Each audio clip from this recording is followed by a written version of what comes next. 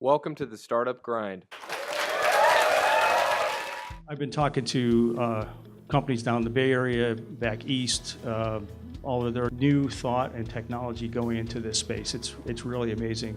I've been talking to them a lot about kind of the things that I think are going to be really important to move this industry forward. I have a top 10 of technologies that really need to be developed. And really, if you're going to get true integration into national airspace, you're going to need to have a non-cooperative, self-contained sense and avoid capability. And that's being worked on here. It's being worked on in other areas.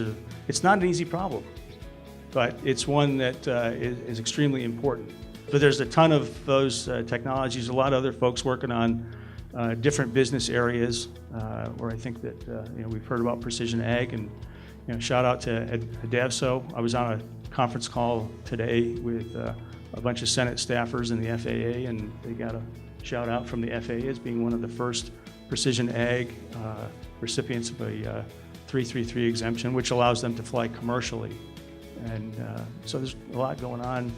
It's interesting, as I go all over the country, there's a lot going on, but I come back here and there's a lot going on, and some of the folks here tonight I didn't know existed until this week. And so I wonder how many are out there in the woodwork we still have to go find and really help cultivate here in the Valley and in the state. From the private sector and the commercial sector, there's tremendous capabilities out there. It shows tremendous promise. $89 billion industry kind of waiting at the starting gate. To be a drone pilot, you need a credit card and an internet connection, right? And you can go get one, and a very, very capable one.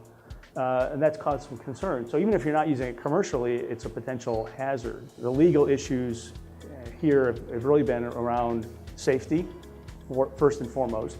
And then there are also the privacy issues. Every day I read articles about happenings in Europe, in Australia, and Southeast Asia that are very concerning for those governments, and all these calls for new regulations. So what we're seeing is the international community is trying to put the genie back in the bottle, and we're trying to, responsibly, kind of open the bottle a little bit and let some out.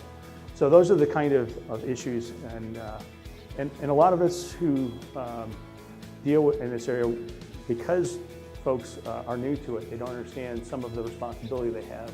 So I'll start with the top 10 technology challenges and payoffs, because if it's a big challenge, it's also a big payoff.